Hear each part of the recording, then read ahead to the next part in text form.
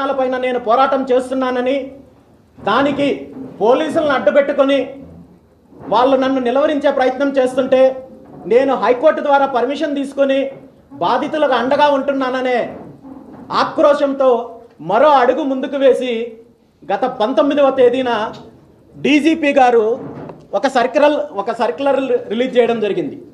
On urgent basis అని చెప్పి DGP గారి ఆఫీస్ నుండి ఆల్ స్టేట్లో ఉన్న యూనిట్ ఆఫీసర్స్కు, ఎస్పీలకు, ఐజీలకు, డిఐజీలకు ఒక అర్జెంట్ సర్క్యులర్ రిలీజ్ చేశారు. ఈ సర్క్యులర్ సారాంశం ఏంటంటే, భారత చైతన్య యువజన పార్టీ అధ్యక్షుడు రామచంద్ర యాదవ్ గారి పైన రాష్ట్రంలో ఉన్న టోటల్ క్రిమినల్ కేసులు ఏవేవి ఉన్నాయో వాటన్నింటినీ కూడా సేకరించమని చెప్పి, ఇది చాలా అత్యవసరమైన సమస్య, ఈ రాష్ట్రంలో ఇంకా వేరే సమస్యలు ఏమీ లేవు, మాకు ఇది చాలా అత్యవసరమైన సమస్య అని చెప్పి ఈరోజు రాష్ట్రంలో ఉన్న ఎస్పీలకు అందరికీ, యూనిట్ ఆఫీసర్లందరికీ, ఐజీలకు, డిఐజీలకు సర్క్యులర్ రిలీజ్ చేయడం జరిగింది. ఈ సర్క్యులర్ గురించి ఒక పోలీసు ఉన్నతాధికారి నాకు తెలియజేస్తూ, మీరు ప్రభుత్వం పైన చేస్తున్న పోరాటం ఆపనట్లయితే, రైతులకు మద్దతుగా చేస్తున్న ఉద్యమాలకు మీరు మద్దతు ఇవ్వకుండా వెనక్కి రానట్లయితే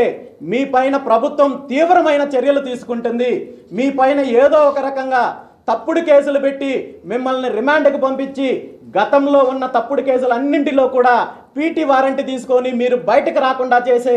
కార్యక్రమం జరుగుతుంది. కాబట్టి మీరు ఈ ప్రజా పోరాటాల నుండి వెనకడుగు వేయాలని చెప్పి నాకు సలహాలు ఇస్తున్నారు. దాంతోపాటు నా మీద రౌడీ షీట్ కూడా ఓపెన్ చేయడానికి ప్రభుత్వం ప్రయత్నం చేస్తోందని చెప్తున్నారు. ఎంత హాస్యాస్పదం అంటే, ఈరోజు నేను నా పర్యటనలు, నేను చేస్తున్న కార్యక్రమాలు ఇది రాజకీయపరమైన కార్యక్రమాలతో కాకుండా నేను ప్రజలకు సమస్య ఉన్నప్పుడు, ఎక్కడైతే రైతులు ఇబ్బంది పడుతుంటేనో, లేదా మహిళలు ఇబ్బంది పడుతుంటేనో, లేదంటే అక్రమంగా అధికారాన్ని అడ్డం పెట్టుకొని హత్యలు చేస్తుంటే ఆ బాధితులకు అండగా నిలబడడానికి నేను వెళ్తుంటే, నా పర్యటనలు అడ్డుకోవడానికి, లేదంటే నా మూమెంట్స్ ఆపడం కోసము ఈరోజు ఇలాంటి నీచమైన కార్యక్రమాలు చేయడానికి పోలీస్ వ్యవస్థ దిగజారుతోందంటే ఈ రాష్ట్రంలో ఏం జరుగుతుందో ప్రతి ఒక్కరూ కూడా ఆలోచించాల్సిన అవసరం ఉంది. ఈ రాష్ట్రంలో శాంతి భద్రతల సమస్యలు లేవు, లేదా మరొక సమస్యలు లేవు, వేరే సమస్యలు